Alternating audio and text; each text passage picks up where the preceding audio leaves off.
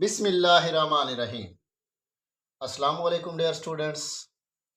Previous video के अंदर हमने डिस्कस किया था चैप्टर नंबर 4 की फर्स्ट 5 प्रॉब्लम्स को। अब हम डिस्कस करते हैं नेक्स्ट 5 प्रॉब्लम्स को। तो प्रॉब्लम नंबर 4.6 है the steering of a car. Car का जो स्टीयरिंग व्हील होता है हैज़ रेडियस 16 सेंटीमीटर। उसका रेडियस की वैल्यू बताई गई है, वो है 16 सेंटीमीटर। फाइंड द टॉर्क, हमने टॉर्क को फाइंड करना है produced by the couple of 50 Newton. तो गिवन डेटा में सबसे पहले देखें हमारे पास रेडियस है। रेडियस को देखें, रेडियस जो इक्वल है वो है 16 सेंटीमीटर के। अब बारी आती है असल में, क्योंकि जो स्टीयरिंग व्हील है ये इसका रेडियस बताया गया है, हमें तो डायमीटर चाहिए। तो डायमीटर को देखते हैं, इज इक्वल टू, अब डायमीटर क्या होता है, रेडियस का डबल होता है। तो 2 मल्टीप्लाइड बाई 16 सेंटीमीटर, ये आएगा 32 सेंटीमीटर।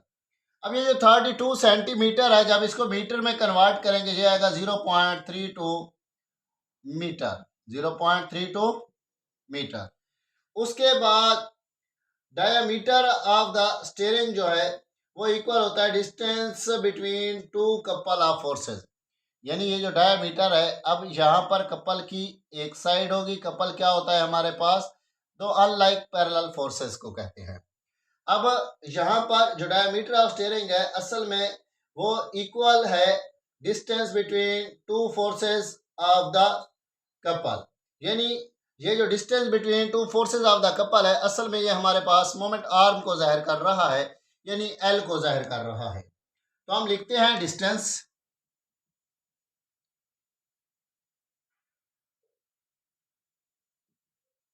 डिस्टेंस। अब distance between two forces of couple, दो फोर्सेस ऑफ कपल, यहाँ पर F1 होगी, यहाँ पर F2 होगी। अब उसको हम L से जाहिर करते हैं, वो इक्वल है 0.32 मीटर। अब ये जो 0.32 मीटर है ये हमारे पास L की वैल्यू आ गई है। अब फोर्स ऑफ द कपल जो हमारे पास मौजूद है, हम इसको लिखते हैं force F is equal to, वो है 50 न्यूटन। अब हमने जो चीज़ फाइंड करनी है उसको देख लेते हैं। टू फाइंड की बारी आती है। हमने बेटा जो फाइंड करना है, असल में हमने फाइंड करना है वो टॉर्क है। तो लिखते हैं टॉर्क, टा इज इक्वल टू अननोन। अब ये जो टॉर्क है यानी टा है, इसका जो फार्मूला होता है, सोल्यूशन लिखते हैं, वो इक्वल होता है बेटा tau is equal to F cross L. यानी एफ की वैल्यू जो है वो 50 है, मल्टीप्लाइड बाई 0.32। अब 0.32 को 50 के साथ जब मल्टीप्लाई करते हैं तो ये हमारे पास इसका आंसर आता है 16। अब फोर्स का यूनिट न्यूटन और लेंथ का यूनिट होता है मीटर, यानी टॉर्क का जो यूनिट है वो है न्यूटन मीटर। उम्मीद करता हूँ ये प्रॉब्लम समझ आ गई होगी। Next problem 4.7 a picture frame is hanging. एक तस्वीर का जो फ्रेम है वो लटका हुआ है बाय 2 वर्टिकल स्ट्रिंग, यानी 2 अमूदी स्ट्रिंग्स के साथ। अब मिसाल के तौर पर ये 2 अमूदी स्ट्रिंग्स हैं, उनके साथ ये फ्रेम लटका हुआ है। The tension in the strings are 3.8 newton and 4.4 newton. Find the weight of the torque.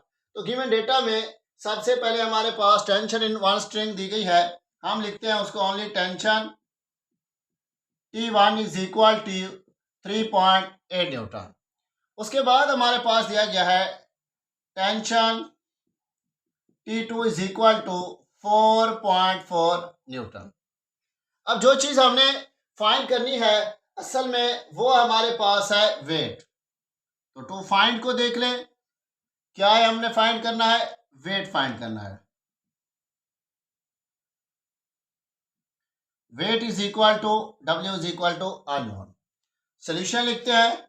Solution में हमारे पास क्या आएगा, अब अगर आपको याद हो, हमारे पास फार्मूला होता है T minus W is equal to zero, यानी T is equal to W. अब यहाँ पर टी की जगह पर T1 और T2 है, यानी इनका सम होगा। तो हम लिखते हैं W is equal to T1 plus T2। अब W is equal to T1 की वैल्यू है 3.8 प्लस 4.4। तो देखें कि जो W होगा, W इज इक्वल टू, वो इक्वल होगा 8.2 न्यूटन के। ठीक है, अब आपको पता है वेट का जो यूनिट होता है वो न्यूटन के इक्वल होता है, और टेंशन इन स्ट्रिंग का जो यूनिट होता है वो भी न्यूटन ही के इक्वल होता है। नेक्स्ट देखें 4.8, two block of mass is 5 kilogram and 3 kilogram are suspended by the two string, find the tension in strings. अब दो मैसेज है, एक है 3 किलोग्राम, दूसरा है 5 किलोग्राम, जो लटकाए गए हैं रस्सियों के साथ, जैसा कि शक्ल में दिखाया गया है। यहाँ पर टेंशन 1 और यहाँ पर टेंशन 2 होगी। अब आपने tension in strings, E strings को फाइंड करना है। गिवन डेटा में मास ऑफ ब्लॉक 1 है जो वो 5 किलोग्राम है, मास ऑफ ब्लॉक 2 है वो 3 किलोग्राम है। Tension in string of first block वो T1 है। तो T1 असल में देखें इसकी टेंशन प्लस इसकी टेंशन, यानी मतलब है इसका मैस प्लस इसका मैस होगा। अब आपको पता है जो T होता है वो W के इक्वल होता है, और W हमारे पास इक्वल होता है mg के। अब यहाँ पर दो मैसेज हैं फॉर T1, तो यहाँ पर m1 प्लस m2 करेंगे, यानी ये आएगा T1 is equal to m1 plus m2 multiplied by g। अब m1 5 प्लस क्या है 3 मल्टीप्लाई बाई 10, 8 मल्टीप्लाइड बाई 10, ये आ जाएगा 80। अब टेंशन है तो न्यूटन में आएगा। बारी आती है T2 की, तो T2 के लिए यानी हमारे पास जो इसकी टेंशन होगी वो इक्वल होगी। अब यहाँ पर T2 के लिए देखें, सिर्फ एक स्ट्रिंग के अंदर, इसके अंदर टेंशन होगी, तो मतलब है कि सिर्फ हम इस मैस को कंसीडर करेंगे। हमारे पास फार्मूला बनेगा T2 is equal to M2 into g. अब M2 की जो वैल्यू है वो है हमारे पास 3 किलोग्राम, और G की वैल्यू है हमारे पास 10, तो ये बनेगा 30 न्यूटन। अब नेक्स्ट देखते हैं 4.9 और 4.10 को। Next 4.9, a nut has been tightened by a force of 200 Newton, यानी जो फोर्स की वैल्यू बताई गई है वो 200 न्यूटन बताई गई है एक नट को टाइट करने के लिए, जो 10 सेंटीमीटर लॉन्ग स्पिनर के साथ हमने टाइट किया है। What length of spinner is required to loosen the same nut with 150 newton force. अगर हम उस पर फोर्स क्या करें 150 न्यूटन लगा दें, तो हमें उसको लूज करने के लिए लेंथ की कितनी ज़रूरत पड़ेगी। तो गिवन डेटा में सबसे पहले हमें बताया गया है फोर्स। अब फोर्स की जो वैल्यू है वो है F इज इक्वल टू, पहले बताया गया है 200 न्यूटन। उसके बाद लेंथ ऑफ द स्पिनर यानी L इज इक्वल टू, वो हमारे पास 10 सेंटीमीटर बताया गया है, जो इक्वल होता है 0.1 मीटर के।